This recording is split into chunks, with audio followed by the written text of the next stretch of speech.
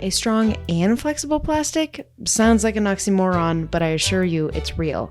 Let's find out how. My name is Sam, and today I will be your guide. This is the Tech Optimist. I think, in a way, this is the year of the drone. Now, as you're trying to combine some soft, squishy material with maybe something very rigid, even a metal, can you have one material come in and solve that? Companies don't like being second guessed when they make a decision. Seeing a huge amount of capital jump the fence to get into the private sector.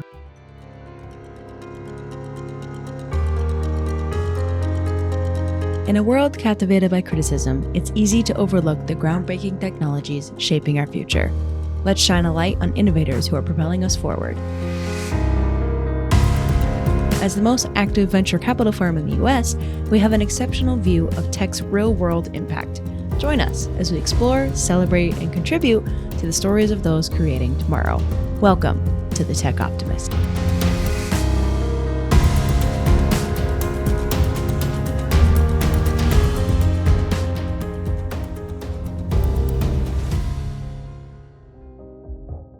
As a reminder, the Tech Optimist podcast is for the informational purposes only.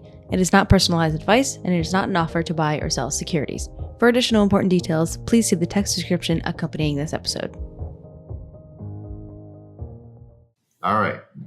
So welcome to Alumni Ventures Tech Optimist podcast and our 3 breakthrough segment. And this is where we get together and talk about things in the news that we think have pretty profound potential and impact in the area of technology and science. I'm Mike Collins. I'm the founder and CEO of Alumni Ventures. I'm joined today by Matt Kaspari, one of our managing partners out in Menlo Park. Matt, welcome. Yeah, good to see you, Mike. I think I go first today. Yeah, right? You're up. You're up. Kick us off. All right, What do so you have? Mine is kind of a blend. I'm calling it kind of regulatory pushback. Okay. I think there was 3 things that are kind of somewhat related. And the first is really the U.S. Appeals Court, which knocked down this SEC kind of private equity oversight rule. Yeah. And I listen, I think politics aside, this court is clearly sending bow shots to regulatory agencies about overreach. Yes. And I think this has implications for venture capital and private equity. And I think that's one.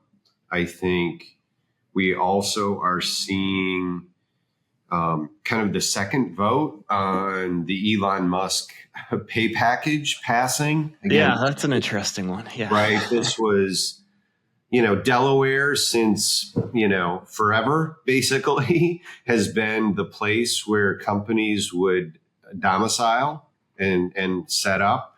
It was kind of the default. And it was always kind of, hey, there's 100+ years of case law and companies can feel pretty safe. My first startup, when we raised our Series A, we reincorporated from California to Delaware for just that reason. Yeah, right. It's just the standards, what you do. Yeah, what you do, right?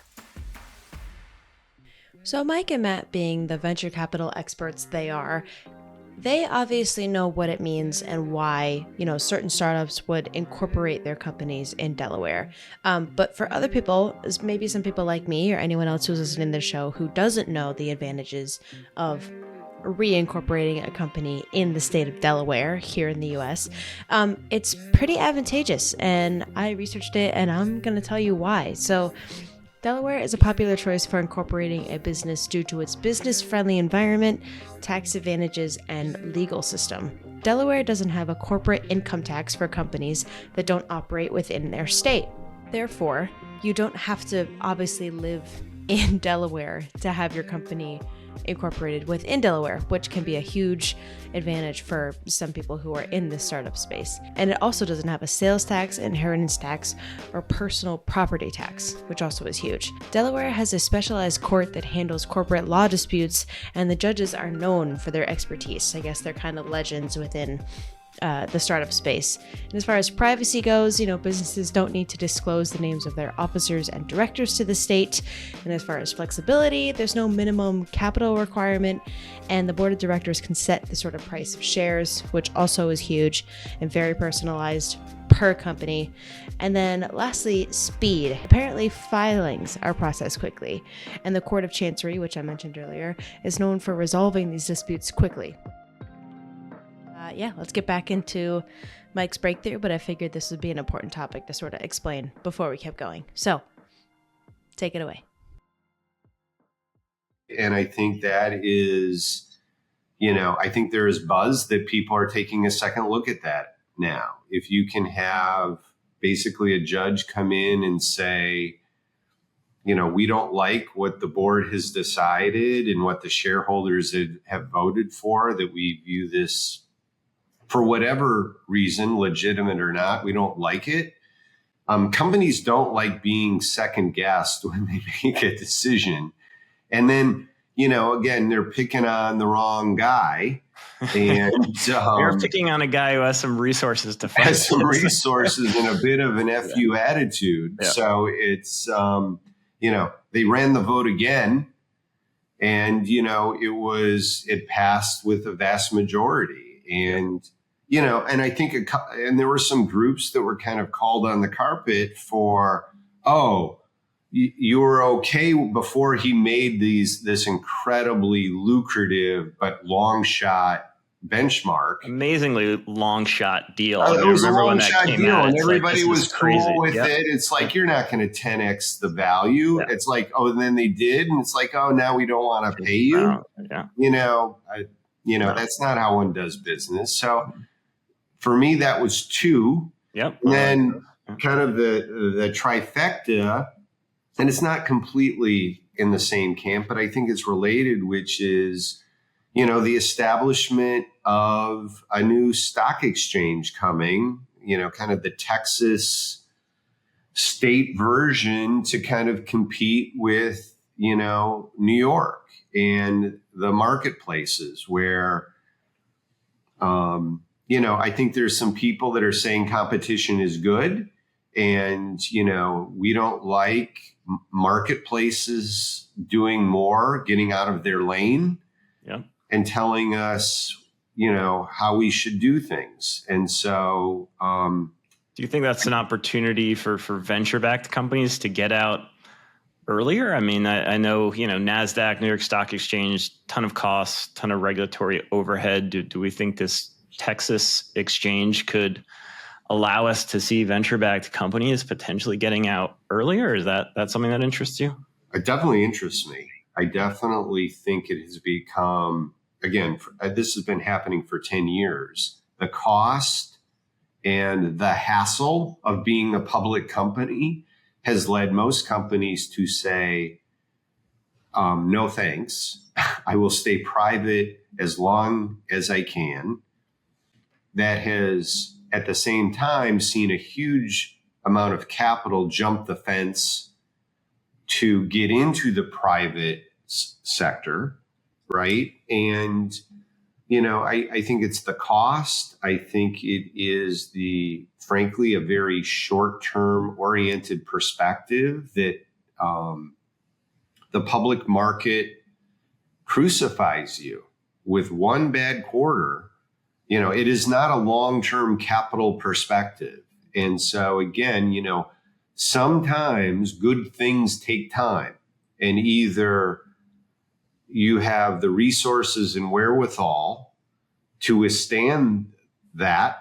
If you look at Amazon's journey over 15 years, they lost enormous percentage of their value multiple times because they said, we are going to make it a long-term investment, which the market didn't appreciate. So they were able to withstand it and come out on top, if you will, but many companies can't. And so there's a reason that, well-informed, rational CEOs prefer to stay private. And you're seeing innovation among private companies to provide liquidity to early investors and shareholders. And I think two things need to happen. The cost of going public needs to come down.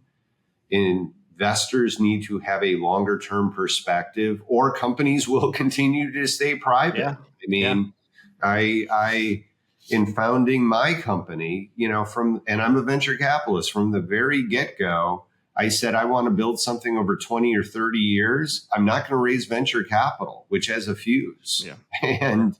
And I have no plans to go public because we want to make investments that, may not pan out. And at the very least may take 3, 5, 7 years of hard, grindy work to achieve. So I am optimistic, though, that more competition is always good. So I am excited about companies going public in London. I'm excited about this new exchange. I think clearly SpaceX or one of Elon's companies is going to get listed on there.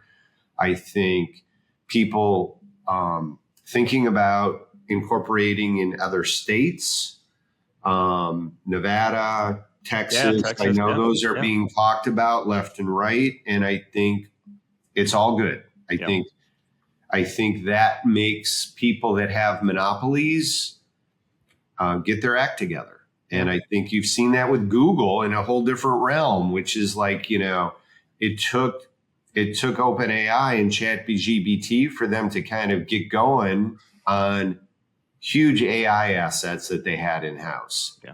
The market works, competition works, sharpen your blade. So that's one. I'm calling it okay. Bureaucracy, regulatory backlash. What do you got? Thanks, Mike. We'll jump into Matt's breakthrough right after this short break. Don't go anywhere. Hey everyone, just taking a quick break so we can tell you about the U.S. Strategic Tech Fund from Alumni Ventures. AV is one of the only VC firms focused on making venture capital accessible to individual investors like you. In fact, AV is one of the most active and best performing VCs in the US, and we co-invest alongside renowned lead investors. With AV's US Strategic Tech Fund, you'd have access to an investment portfolio focused on technologies that are critical to bolstering US national security and economic prosperity. We prioritize 3 key areas: homeland security, cyber AI and digital strategy, and space innovation. By investing in companies innovating in these areas, you can support early-stage ventures and help encourage sustained growth and technological progress in the United States. If you're interested in learning more, visit av.vc/funds/strategic-tech. Okay, so I've got one a little more technical in the material science realm. So you may have seen there's this new type of material that made headlines over the last week, and this new category of material is actually called Glassy Gels, and this was published in the scientific journal Nature. What's interesting about this material is it's as hard as plastic, so a hard material, but can also stretch up to 5 times its original length without breaking. Yeah. So I thought I'd start out by just a little context on why these materials are actually called Glassy Gels, which I thought was kind of an interesting name. That's cool. Yeah. Dig into this. So if you think about a hard plastic object like a plastic chair, the material that it's made up of, scientists call these materials glassy polymers. So the plastics, they're strong like glass, but they're also brittle. They don't stretch. That's why they call them glassy polymers. If you take a glassy polymer and you add liquid to it, you can create a stretchy gel. Okay. So if you think of something like a contact lens, gel-like material, the problem with that transition to a gel is that it becomes very weak. You could rip a contact lens in half. So the question these scientists asked was, can we create a new novel type of material that is as strong as plastic, but has the stretchiness of a gel? And that's what they did. And that's why they call this new material type of glassy gels. So is this practical? I think the first thing is they actually did this all at room temperature in a process that is easy to replicate. So it's like, okay, this is pretty interesting. It's not, just in a lab scientific discovery. And then it's like, well, what could you actually do with these new classes of material? So I thought this could be a little fun for us to go through. I've got 3 ideas I had. I'm sure we can come up with more. So the first one, we've been hearing a lot about robotics. It's a pretty hot area within venture. So I'm thinking, if you have these materials that are tough, flexible, can you give robots new capabilities that they didn't have in the past? Can you create robots that have components that last much longer? So I thought that was kind of a fun potential application of these novel materials. The second one is in healthcare. So you've got things like prosthetics, orthotics. That's where my mind went. Is you need those characteristics in a lot of the human body, right? Yeah, and the way we do it now is you're trying to combine some soft, squishy material, a silicone, something like that, with maybe something very rigid, even a metal. Can you have one material come in and solve that and do it in a more efficient, effective manner? I think that's interesting. Okay, so along these lines of Glassy Gels, this breakthrough that Matt is sort of talking to Mike about here and is sort of teaching us all about, right?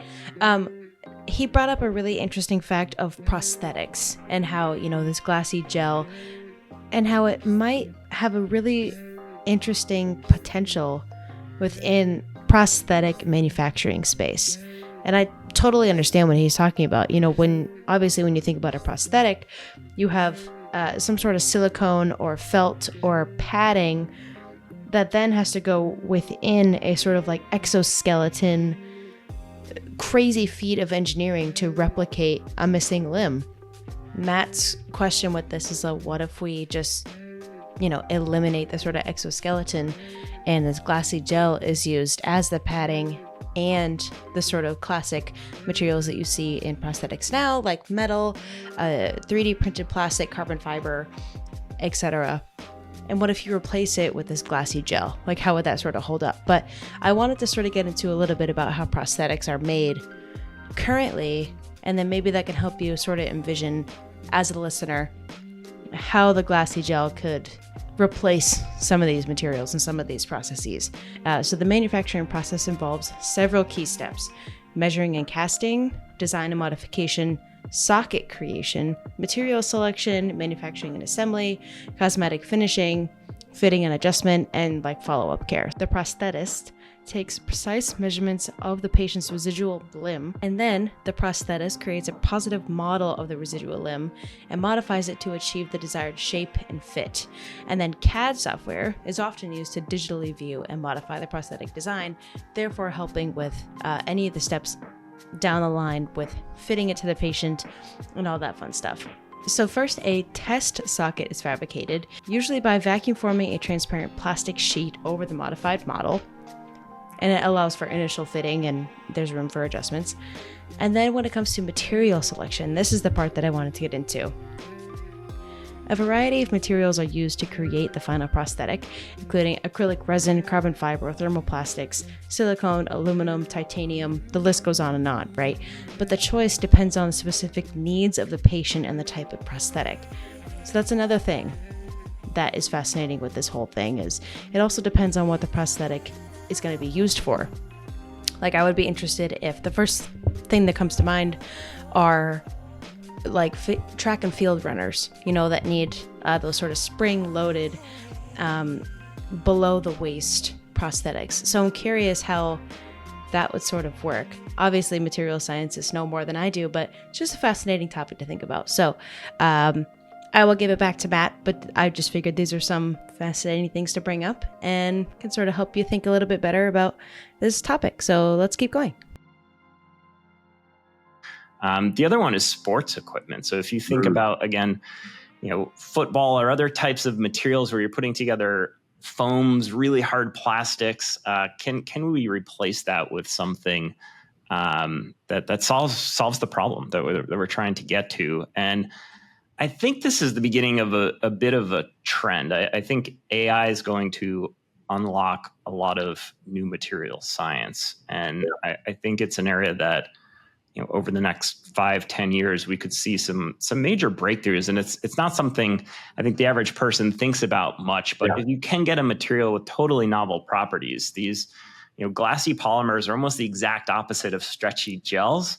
Yeah. Now you're putting them together. I think that's exciting. I think we're going to see more of this. That's why I mean, the other place that my brain went to is obviously transportation, right? Where you need strength, but you don't want brittleness, right? Yes. The thing. And, even in things like, bumpers, right? Kind of thing is like you want it to be strong, but you want it to not be brittle. Yeah, not bright. Yeah, for example, and those kinds of things. So I think the theme too is the right one, which is everybody appropriately is focusing on a couple of big areas of technology innovation, but I just am super excited because things in material science, things in energy, and these have compounding effects. So if you really look at,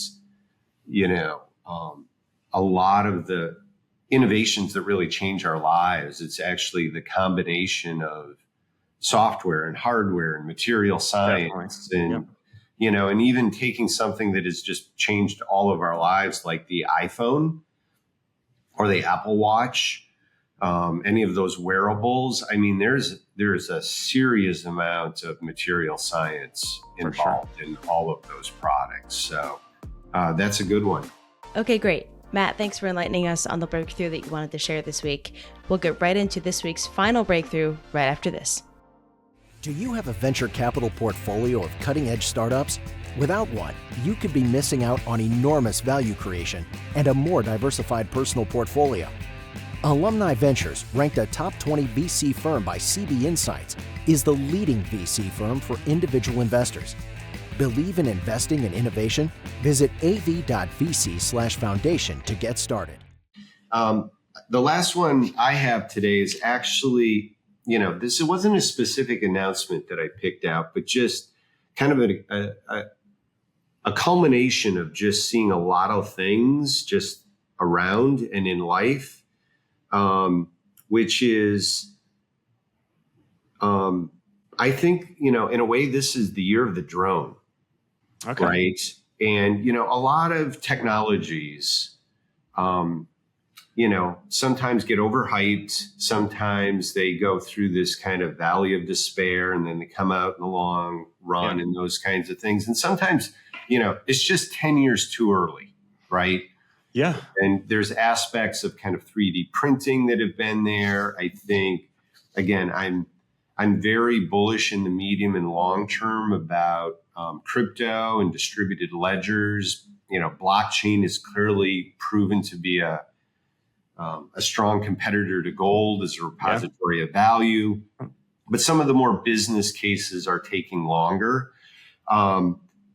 But drones, which, were a lot of, they're just a toy, they're a hype, but I am just seeing them more and more solving real world problems. Now, obviously, there's the whole military angle. Yeah, that's where my mind went when you said seeing them in the news. There's that obviously, and there's defense tech has become a really popular area within venture, and we are seeing a lot of drone unmanned aircraft, for military applications. But obviously, there's a lot of that aren't in that zone. And again, it's like the next major I think we're seeing this a little bit in Ukraine, but again, I think it's like, strategically nations, their next, you need a drone force as a fourth branch of the military, if you will, kind of thing. I think, robotics as a sister to this is absolutely kind of changing the kind of military landscape. We have a portfolio company that's, in this space that has, exciting news taking place right now. But I'm also just seeing it in commercial life, right? That obviously people are seeing it in kind of the entertainment space, but I'm seeing more and more business plans about using drones to do dangerous things. Yeah. Including, there's examples of flying and doing doing lead capture for people who might need roof repairs. Right. You just sounds crazy. But if you're a roofer, you can fly over a neighborhood with a drone in like half an hour. And it's like, I need to knock on the door of 25 Baker Street. The gutter cleaner guy probably should invest in the drone too. That's right, kind of thing. And so again, I think the bigger picture is some of these things that are developed for one application, say the military, all of a sudden it really drives miniaturization and performance and, the kind of the value proposition. And then an entrepreneur looks at that and says, I am going to create a film company, and we're going to get you up in the rafters of the Boston Garden by flying a drone around. Kind of thing. So I like it. Yeah. I like these kind of, and that has also happened extensively with some products related to, addressing a part of a market that might have a special need, right? And some of the computer brain interface stuff is dealing with people that are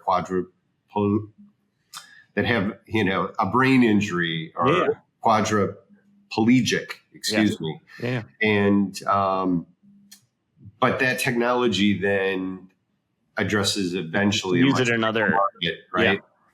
So, yeah.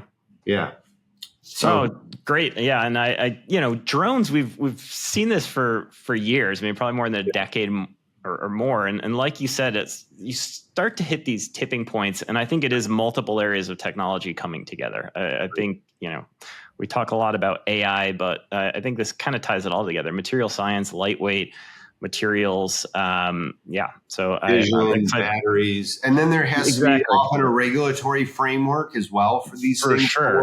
For sure. I mean, you don't want these things buzzing over Logan, right? Yep. Kind of thing. So, society needs some time to kind of, how are we going to deal with driverless taxis, right?